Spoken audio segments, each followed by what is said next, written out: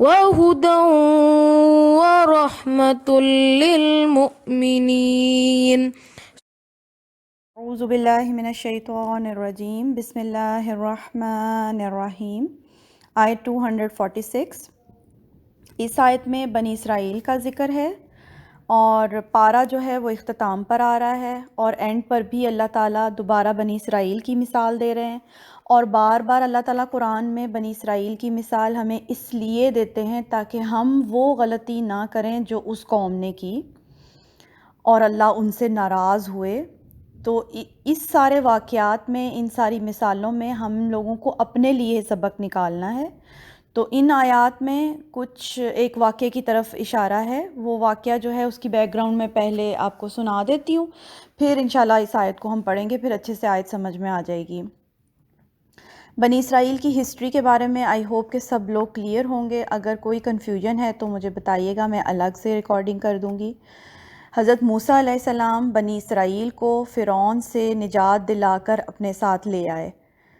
اس کے بعد حضرت موسیٰ علیہ السلام کی وفات کے بعد جو پیغمبر بنے وہ تھے حضرت موسیٰ کے شاگرد یوشع بن نون، وہ پیغمبر مبعوث ہوئے، اور اس کے بعد بھی کچھ اور پیغمبر ان کے اندر آئے بنی اسرائیل میں، لیکن دوبارہ سے یہ جو قوم تھی آہستہ آہستہ دوبارہ سے زوال کا شکار ہونا شروع ہو گئی۔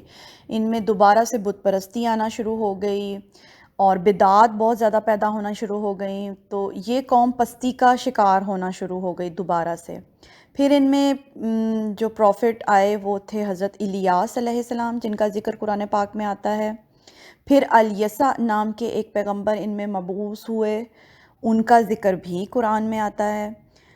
اور اس وقت یہ جو قوم تھی بہت ویک ہو گئی ہوئی تھی۔ ہر وہ قوم جو اللہ کی نافرمانی کرنے لگتی ہے، جس قوم میں بدعات بہت زیادہ پیدا ہو جاتی ہیں، وہ قوم کمزور ہو جاتی ہے۔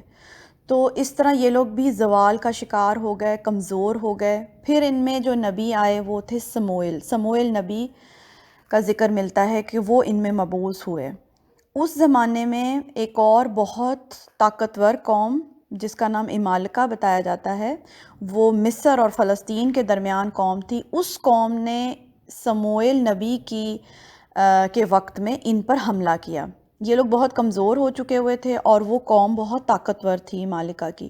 وہ آئے اور انہوں نے خوب ان کے گھروں کو تباہ کیا، ان کے سارے چیزیں تباہ و برباد کر دیں، لوٹ مار کی، اور ان سے ان کے قیمتی چیزیں لے گئے لوٹ کے۔ اور اسی میں ان کے پاس ایک تابوت سکینہ تھا جسے یہ لوگ بہت ویلیو کرتے تھے۔ تابوت سکینہ کیا چیز تھی؟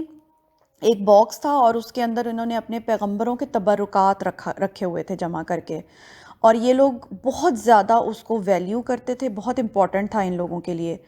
تو اس میں پیغمبروں کے تبرکات تھے۔ وہ تابوت بھی عمالقہ کی قوم لوٹ کر لے گئی ان سے۔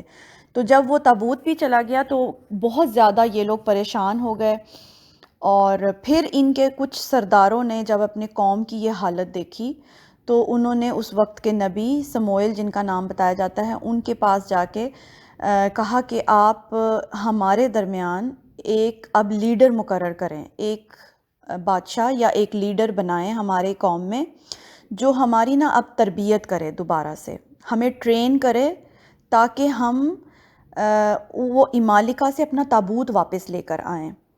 اور تو یہ انہوں نے ان سے ریکویسٹ کی نبی سے، اور نبی نے ان سے کہا کہ اگر ایسا ہوا کہ اللہ تعالیٰ نے تم لوگوں میں کوئی لیڈر مقرر کر دیا تو پھر تم لوگوں پر جنگ فرض ہو جائے گی۔ ایسا نہ ہو کہ تم پر جنگ فرض ہو جائے اور پھر تم منہ موڑ جاؤ، کیونکہ اس قوم کا یہی مسئلہ تھا کہ یہ اپنے نبی سے دعا کراتے تھے، تو جب اللہ دعا قبول کر لیتے تھے تو یہ لوگ منہ موڑ جاتے تھے، یہ پھر نافرمانی کرتے تھے، اللہ کا حکم نہیں مانتے تھے۔ تو اس نے نبی نے بھی یہی خدشہ ظاہر کیا کہ ایسا نہ ہو کہ تم لوگ بعد میں منہ موڑ جاؤ، اور ہوا بھی ایسے ہی۔ پھر جب ان پر جنگ فرض کر دی گئی یہ لوگ منہ موڑ گئے۔ اس واقعے کی طرف اب ان آیات میں اشارہ ہے، میں آیت پڑھتی ہوں۔ الم تارا الی الملائی، کیا تم نے دیکھا نہیں طرف سرداروں کے، ان کے جو سردار تھے، یعنی اللہ تعالیٰ یہ کہہ رہے ہیں کہ تمہیں معلوم نہیں ان کے سرداروں نے کیا کیا، من بنی اسرائیل، بنی اسرائیل میں سے، من بعد موسیٰ، موسیٰ علیہ السلام کے بعد، یعنی یہ اس کے بعد کا، حضرت موسیٰ علیہ السلام کے بعد کا واقعہ ہے۔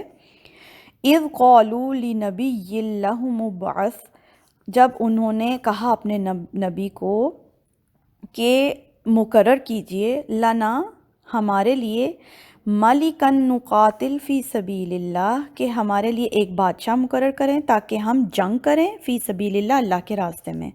قولا، انہوں نے کہا، نبی نے کہا، هل عصیتم ان کتب علیکم القتال اللہ تقاتلوا، اس نے کہا ایسا نہ ہو یا ہو سکتا ہے کہ تم پر جب جنگ فرض کر دی جائے تو تم نہ لڑو۔ قولو، انہوں نے کہا، وَمَا لَنَا اللہ نقاتل، کیوں نہیں ہم لڑیں گے، فی سبیل اللہ، اللہ کے راستے میں، وقد، اور تحقیق، اخرجنا من دیارنا وابنائنا، اور ہم نکالے گئے اپنے گھروں سے اور اپنے بیٹوں سے۔ یہاں اشارہ ہے اس تباہی کی طرف جو امالکہ نے ان کے ساتھ کی، تو وہ کہہ رہے ہیں سردار کہ ہم کیوں نہ لڑیں گے جبکہ انہوں نے ہمارے ساتھ اتنا برا کیا، ہمیں اپنے گھروں سے نکال دیا، لوٹ مار کی ہمارے ساتھ۔ فلما، پھر جب، کتب علیہم القتال، لکھ دیا گیا ان پر جنگ کرنا، فرض ہو گئی جب جنگ، تولوا الا قلیلا منہم، تو وہ منہ موڑ گئے مگر بہت تھوڑے ان میں سے، بہت تھوڑے لوگ رہ گئے جنگ کرنے کے لیے جو تیار تھے، باقی ساری قوم پھر جو ہے منہ موڑ گئی۔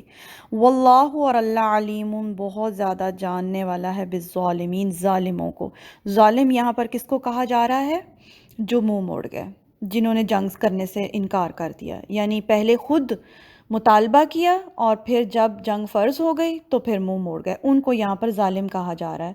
تو اسی واقعے کی کنٹینویشن ہے اگلی آیات میں، انشاءاللہ وہ اب ہم کل پڑھیں گے۔ سبحانک اللہم و بحمدک، اشہد ان لا الہ الا انت، استغفرک و اتوب الیک۔